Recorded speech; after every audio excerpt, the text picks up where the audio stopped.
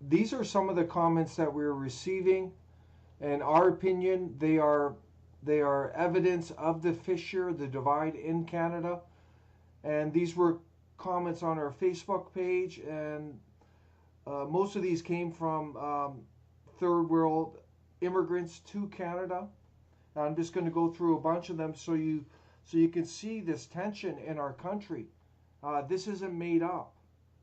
So the first one, it says, go back to Europe. This is native land. Canada is not belong to you, built by immigrants. So basically they're telling Europeans to go back to Europe. You have no right to be in this country. This country is built by immigrants and it's on native land. The second one, I am in no way benefiting from the work done by Europeans. Thank you very much for appreciating all the work we do. And then it goes on to say, rather, people like me have to help deconstruct all the narratives of white supremacy. It sounds like the mainstream media. So they're linking white supremacy with European Canadians. I wonder where they got that from. And then the next one, this is not your dad's country. It is a multicultural country. Anyone is allowed to live here with full rights. This is a native people country. Again, coming back to the First Nations, totally discounting European Canadians' role in the country, in creating it, and saying it's a multicultural country. Anyone can do what they want. We can live here with full rights. So that's the attitude there. Then the next one, this country would be nothing without immigrants. Again, pushing the government line that the country is a country of immigrants. Totally discounting the European pioneers and settlers and nation builders who came here. There was no Canada when they came here, so they can't be immigrants. So that's false. The next one, Canada does not belong to white people. It never did. So there's a racial component to this comment, and there was quite a few like this, and saying the country does not belong to European Canadians. That's the attitude. And then we get into a white privilege here. They say you are so privileged as a white individual. So white privilege, somehow European Canadians are somehow have so much more privilege than anyone else in the country. It's unfortunate, but that gives you a spectrum of the comments that we've been dealing with.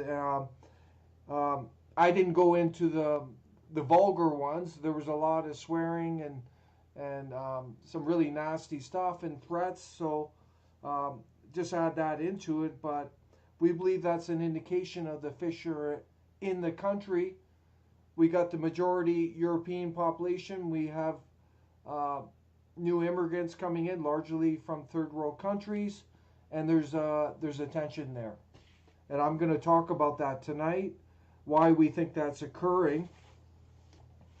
But, to understand this issue further, we need to look at the demographic data, the mass immigration data, and a lot of people are in denial about this data, even the media, and they got their so-called experts in denial about it. The federal government today was talking about censoring this information because they think it's bad for public safety for people to know the truth about immigration and demographic realities. So they're gonna censor so people can't get the facts. It doesn't make sense. These people in Ottawa have lost their way. It's just insane how they're thinking. Fortunately, we're running in the federal election, so you have an opportunity to remove them and put us in their place. But let's get into the data. This is factual information. No one can deny this. So here's mass immigration over the history of Canada up to, looks like 2014 there.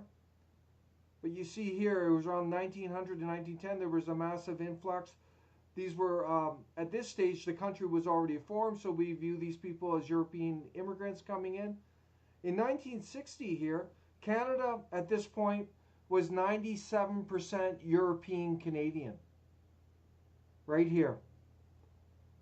And this 1990, the globalist conservative Mulroney got into power, these globalist conservatives, and they pushed mass immigration of 250,000 plus. You can see here, going through here, and this is where the transformation, the demographic change really started in Canada.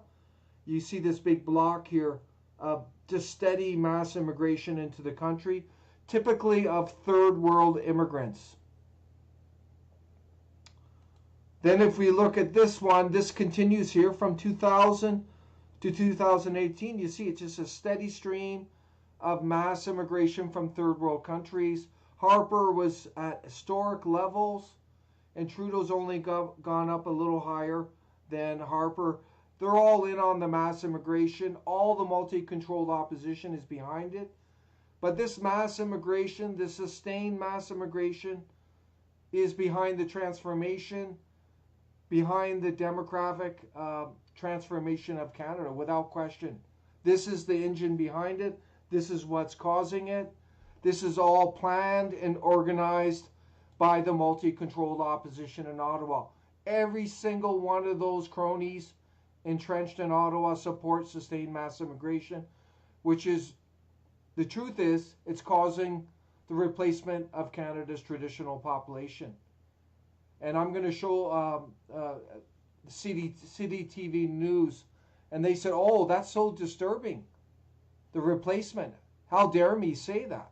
But that is a fact. Every Canadian needs to accept that fact and decide if that's what they want for the country. Why should it be dictated by these globalist sellouts in Ottawa? So we're going to present the facts on that right now. And I've presented this before. This is from Statistics Canada. Canada's visible minority population. 1981, 4.7% of the total population. 2016, 22.3. It's projected for 34.4 by 2036. And 80% by 2100. This is the radical transformation that's going on. This is not made up. Canada, if it continues with the sustained mass immigration from third world countries, will be a supermajority of visible minority population.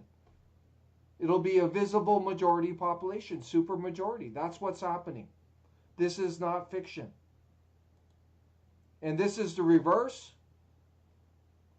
1981, 95.3% was the traditional population, and it's just going down, down, down. 2021, it's already dropped to 74.6%. That's the projection. 2034, 65.6%, and then eventually down to 20% by 2100. This country will be radically transformed from a demographic standpoint.